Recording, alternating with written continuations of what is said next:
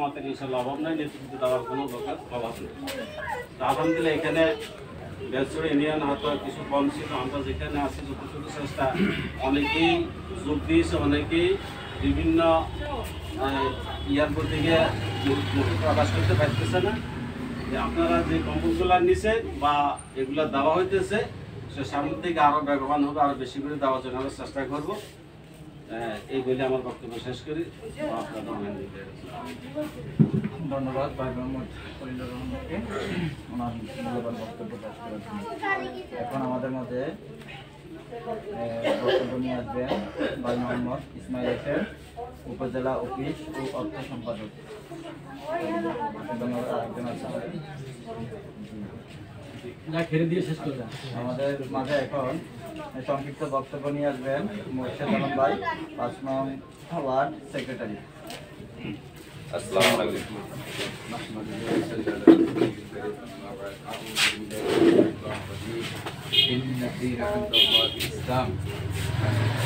বাংলাদেশ জামাত ইসলামী শীত বস্ত্র উপহার প্রদান কর্মসূচি।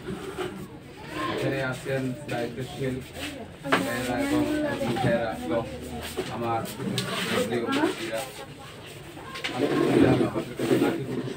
বিগত সময় থেকে আমরা অসংখ্যবার এভাবে করে আমরা বিভিন্নভাবে মানুষের বাজারে গিয়েছি, কিন্তু এভাবে আনুষ্ঠানিকভাবে আমরা কোনো কাজ করতে পারিনি। সেজন্য অনেকের জানা নাই যে জামাত ইসলাম এভাবে মানুষের দুয়ারে মানবতার কাজ করেছে। এখন আমরা এগুলো করতে পারতেছি, সেজন্য আল্লাহর দরবারে শুকরিয়া করি, আলহামদুলিল্লাহ। তবে আরেকটা বিষয় আছে যে জামাত ইসলামী শুধু যে এই মুসলমানদের জন্য এই কাজগুলো করে তা নয়, মুসলমান অমুসলিম সকলের জন্য এই কাজগুলো করে। আর এই শিক্ষা দিয়েছেন আমাদের নবী করিম সাল্লাল্লাহু আলাইহি ওয়াসাল্লাম। তিনি একবার ইহুদির লাশ চলে যাচ্ছে, হাতে নিয়ে করে তলি নিয়ে যাচ্ছে, মৃত্যুবরণ করার পরে উনি ইহুদির লাশ দেখে দাঁড়িয়ে গেলেন। সাহাবায়ে কেরাম বলতেছেন যে আপনি ইহুদির লাশ দেখে কেন দাঁড়িয়ে গেলেন?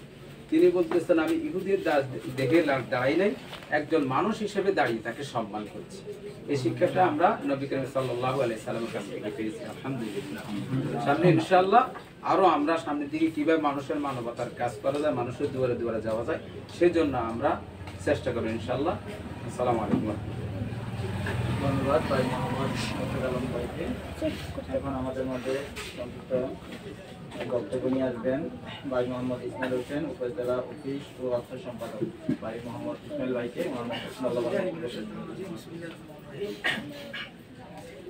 বাংলাদেশ জামাত ইসলামী বেলচুড়ি ইউনিয়ন শাখা কর্তৃক আয়োজিত শীত বস্ত্র উপহার প্রদান অনুষ্ঠানে উপস্থিত আছেন বেলচুড়ি ইউনিয়ন শাখার সম্মানিত সভাপতি, সেক্রেটারি, সম্পাদক, চেয়ারম্যান ওয়ার্ডের সম্মানিত সভাপতি, সেক্রেটারি,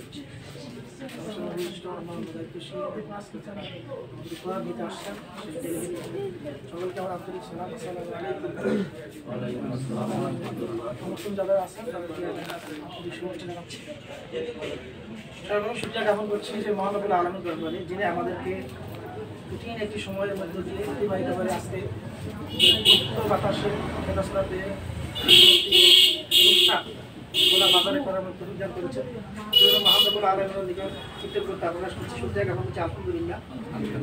এবং দুটো সালাম পেশ করছি মানবতার মুক্তি মহামানব রাসূল করিম সাল্লাল্লাহু আলাইহি ওয়াসাল্লামের উপর, যার রাজনীতি আদর্শ যদি সমাজে বাস্তবায়ন করা যায় এবং বাস্তবায়ন হতো তাহলে সমস্ত সকল অন্যায় নির্যাতন সুযোগ দূর হবে। সে আদর্শ বাস্তবায়ন করার জন্যই আমাদের আজকের এই পথ চলা। বিশেষ করে সর্বোচ্চ শহীদের বার্তা কামনা করছি সেই সকল শহীদদের যারা 5ই আগস্ট যে সকল ছাত্র, যুবক, তরুণ, শ্রমিক দেশের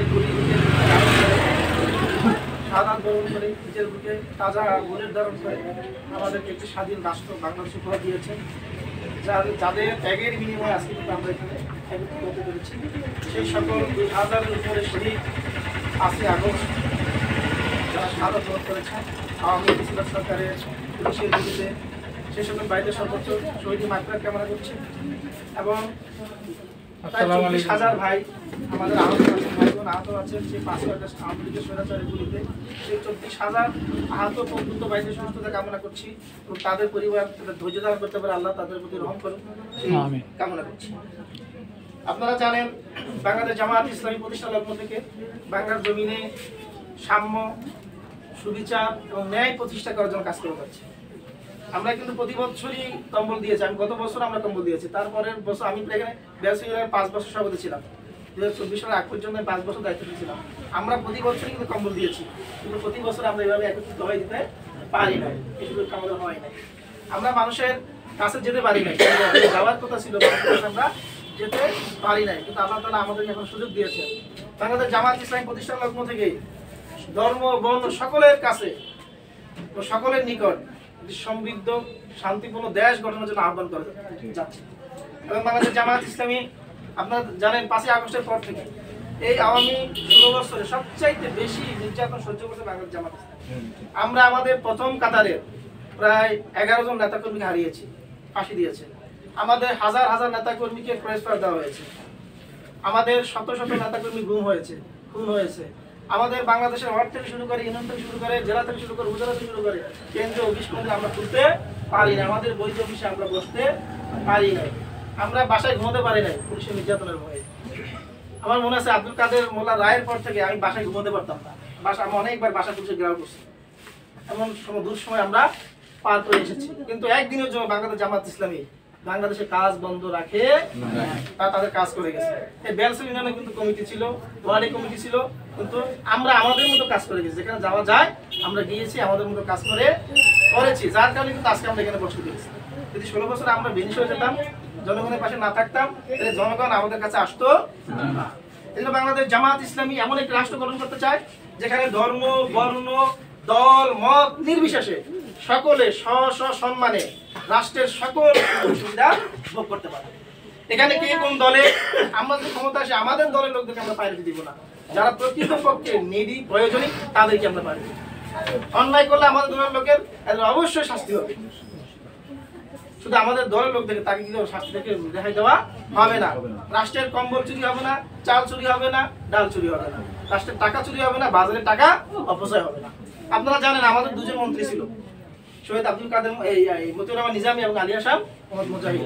3টা মন্ত্রণালয় দায়িত্ব পালন করেছে। 3টা মন্ত্রণালয়ে তারা কি করছে? দায়িত্ব পালন করছে। সেই তত্ত্বাবধায়ক আমল থেকে আজ পর্যন্ত একজন মন্ত্রীর নামে 1টা টাকার দুর্নীতি খুঁজে পাওয়া যায় না। ওই মন্ত্রণালয় যত সচিব ছিল সবাই বলছে যে আমরা এরকম মন্ত্রী আমাদের জীবনে আর দেখি না। এই সোনার লোকগুলো যদি বাংলাদেশের রাষ্ট্র ক্ষমতায় আসে তাহলে কি দেশ সোনাদেশে পরিণত হবে না? হবে না? আমরা জানি যে 71 সালে স্বাধীনতা হয়েছে কেন? আমাদের গণতন্ত্র, আমাদের ন্যায় বিচার, আমাদের সুবিচার প্রতিষ্ঠা করার জন্য আমাদের আন্দোলন হয়েছিল, স্বাধীনতার যুদ্ধ হয়েছিল। আমরা আদৌ এই স্বাধীনতার 53 বছর পরে আমরা এখনো গণতন্ত্র আমাদের মুক্তি পাই নাই, রাষ্ট্রীয় সুবিচার এখনো কায়েম হয় নাই, সামাজিক সুবিচার এখনো প্রতিষ্ঠা হয় নাই। যে দল ক্ষমতায় আসছে ওই দল পাকিস্তানের ভূমিকা পালন করছে।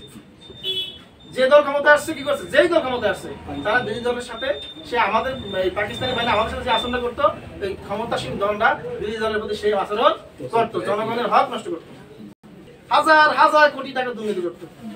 অথচ দেখেন আজ থেকে 40 বছর আগে আমাদের সিঙ্গাপুর, মালয়েশিয়া এই 2টা রাষ্ট্রের জিডিপি আমাদের চেয়ে অনেক বেশি, আমাদের চেয়ে অনেক। কিন্তু এই দেশগুলোতে এখন এত উন্নত হয়েছে, ওই দেশে আমরা কাজ করতে যাই। আমরা মালয়েশিয়া কাজ করতে যাই না? আমরা বাঙালিরা মালয়েশিয়া কাজ করতে যাই, সিঙ্গাপুরে কাজ করতে যাই, চিকিৎসা নিতে যাই। অথচ এই রাষ্ট্রগুলা জিডিপিতে আমাদের চাইতে অনেক পিছনে ছিল। তারা যদি দেশের উন্নত কান্ট্রি হতে পারে, আমরা পারি নাই কেন? দুর্নীতির কারণে, সব নেতৃত্ব না থাকার কারণে। যেই নেতারা ক্ষমতায় বসলে কি করে?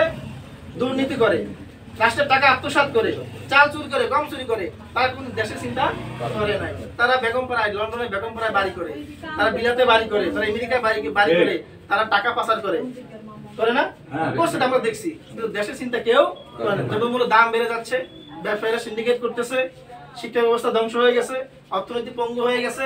বাংলাদেশের ব্যাংক সবচেয়ে নিরাপদ জায়গা, বাংলাদেশের ব্যাংক, এই ব্যাংকের শত শত কোটি টাকা হ্যাকাররা নিয়ে গেছে।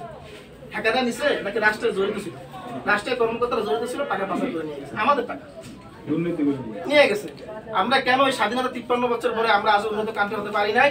আমরা সমাজের সুবিচার প্রতিষ্ঠা করতে পারি নাই, সেই মানে শাসক আমরা পাই নাই। কেন পাই নাই? বাংলাদেশ জামাত ইসলামী যদি ক্ষমতায় থাকতো, ক্ষমতায় আসতো, তাহলে বাংলাদেশের মানুষ আদৌ বুঝতে পারতো যে এই লোকগুলো দ্বারা দেশের উন্নয়ন করা সম্ভব কিনা। বুঝতো না? আমরা যে অনেক দল দেখছি, আমরা এই পার্টি বি পার্টি সব দেখছি। আমরা এখন দেখতে চাই বাংলাদেশ জামাত ইসলামী কিভাবে রাষ্ট্র চালাতে পারে। মানুষ বলতেছে না? অবশ্যই। আমি বললাম যে সবচেয়ে নির্যাতন আওয়ামী লীগ বেশি করছে কার প্রতি? জামাতের প্রতি। আওয়ামী লীগ কিন্তু জানতো যে আমরা ক্ষমতা চালে জামাতই আমাদেরকে বেশি মারবে। বলছিল না? সবাই বলছে 1 লক্ষ লোক মারা হলো জামাতে। কিন্তু এই 5 আগস্টের পর থেকে এই পর্যন্ত আমরা কারোকে হাত তুলছি কোনো প্রমাণ আছে? না। একবারে এই খাতা চলছিল টেকনাফ থেকে তেতুলিয়া রূপসা থেকে যত এলাকা আছে বাংলাদেশ আনাসে কানাসে কেউ প্রমাণ করতে পারবে না বাংলাদেশের জামাত ইসলামী একজন কর্মী কারোকে অন্যায়ভাবে হাত তুলছে। তুলছে আমরা প্রতিশোধ নিছে? না, আমরা সাধারণ খবর। অথচ এখন আমরা নিজের করছি হচ্ছি না। আমরা জানি কিছুদিন আগে কালকে আমাদের এক ভাইকে মারছে না।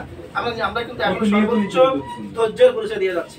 আমাদের আলহামদুলিল্লাহ মাঠে কিন্তু আমাদের হিউজ জনগণ আছে। ইচ্ছে করলে আমরা ঘোষণা দিয়ে মারামারি করতে পারি, এই শক্তি আমাদের আলহামদুলিল্লাহ আছে। এই মানে আমরা যখন জামাতে রোগনের শপথ নিয়েছি তখন আমরা আমাদের জীবনকে আল্লাহর রাস্তায় উৎসর্গ করে দিয়ে মানুষের কল্যাণে দেশের কল্যাণে উৎসর্গ করে দিয়ে আমরা রাজনীতি নিয়েছি। সুতরাং আমাদের জীবনের মায়া নাই, আমরা দেশের জন্য জীবন উৎসর্গ করে আমরা এখানে রাজনীতি করি, মানুষের জন্য কাজ করি। সুতরাং আমরা কারোকে হাত তুলেছি, কারো টাকা মেরে খেয়েছি, কারো প্রতি টেন্ডারবাজি করেছি, চাঁদাবাজি করেছি, এমন প্রমাণ মাটি জায়গাতে শুরু করে বাংলাদেশের কোন জায়গাতে জামাতের নেতাকর্মী করেছে প্রমাণ করতে পারবে না। অথচ আমরা ইচ্ছে করলে 5 আগস্টের পরে এই পর্যন্ত অনেক কিছু করতে পারতাম। আমরা আমবাগানে আমাদের উপর আক্রমণ করা হয়েছিল, আপনারা জানেন, আমাদের পুলিশে ধরা দিচ্ছে না। আমরা খাতা বসতে পারি না, এই নেতারা এলাকাতে ঘুরতেছে না, আমরা দেখি, কিন্তু আমরা কাপের হুমকি দিই না যে আমাদেরকে চাঁদা দিতে হবে। কে বলতে পারবে? তাহলে এই দলের লোকরা যদি সেই মতুর রহমান নিজামী, আলী হাসান মোহাম্মদ মুজাহিদ মন্ত্রণালয়ে 5 বছর দায়িত্ব পাওয়ার পরেও হাজার হাজার কোটি টাকা দুর্নীতি করার সুযোগ থাকার পর না করতে পারে, না করে কেন করে নাই? আল্লাহর ভয়। যে ধর্মের লোক যে ধর্ম পালন করে সে কোনো অপরাধ করতে পারে না। সে যে ধর্মের হিন্দু হোক, মুসলিম হোক, সে খ্রিস্টান হোক, বৌদ্ধ হোক, সে ধার্মিক হয়, সে কি করতে পারে না? দুর্নীতি করতে পারে না। বাংলাদেশ জামাত ইসলামী একটা ধর্মীয় সংগঠন হিসাবে তখন এই চেতনা লালন করে যে আমার মৃত্যুর পরে আমরা কি করতে হবে? আল্লাহর কাছে জবাবদিহি করতে হবে। প্রত্যেকটা কাজে আল্লাহর কাছে কি করতে হবে? জবাবদিহি করতে হবে। এই জন্য বাংলাদেশ জামাত ইসলামী এই দুনিয়ার স্বল্প সময়ে দুর্নীতিতে কি হয় না? ইনভলভ হয় না। এই জন্য শত শত কোটি টাকা দুর্নীতি থাকার সুযোগ থাকার পরে আমাদের নেতারা যে দুজন মন্ত্রী একটা টাকার দুর্নীতি করে নাই। তারা বাসা থেকে ভাত রান্না করে নিয়ে যেত, বাসা থেকে ভাত রান্না করে নিয়ে যেত, সচিবালয়ে গিয়া তারা সরকারি পোশাকের ভাতও খায় নাই, তারা পানির বোতল বাসা থেকে নিয়ে যেত, রাষ্ট্রীয় পোশাকের একটা টাকা ব্যয় করে নাই। আলী হাসান মোহাম্মদ মুজাহিদের ছেলে একজন বলছে, আব্বা তুমি তো রাষ্ট্রের যে গাড়ির মতো গাড়ি ছিল, একটা মুদ্রা গাড়ি থাকে না, তো তুমি তো গাড়ি দিয়ে যাবা, এখান থেকে যাওয়ার পথে তো আমার স্কুলটা, তোমার গাড়িতে করে আমাকে স্কুলে নামা দিবে। আর মুজাহিদ সাহেব বলছে এই গাড়িটা তোমার বাপের গাড়ি না, এটা কার গাড়ি? রাষ্ট্রের গাড়ি। এটা রাষ্ট্রের গাড়ি, তোমাকে আমি 20 টাকা রিক্সা দিয়ে দাও, এই গাড়ি আমার ব্যক্তিগত কাজে ব্যয় হতে পারে না। এটা বাংলাদেশ জামাত ইসলামের আদর্শ, এটা বাংলাদেশ জামাত ইসলামের আদর্শ। আমাদের আদর্শের সাথে মোকাবেলা না করতে পেরে কিছু ফেসিবাদ, পুরাতন নতুন ফেসিবাদ কিছু আছে যারা আমাদেরকে অপপ্রচার চালায়। আমরা আওয়ামী লীগকে পুনর্বাসন করি, আমরা রাজাকারি করি, আমরা চাঁদাবাজি করি, বলে না?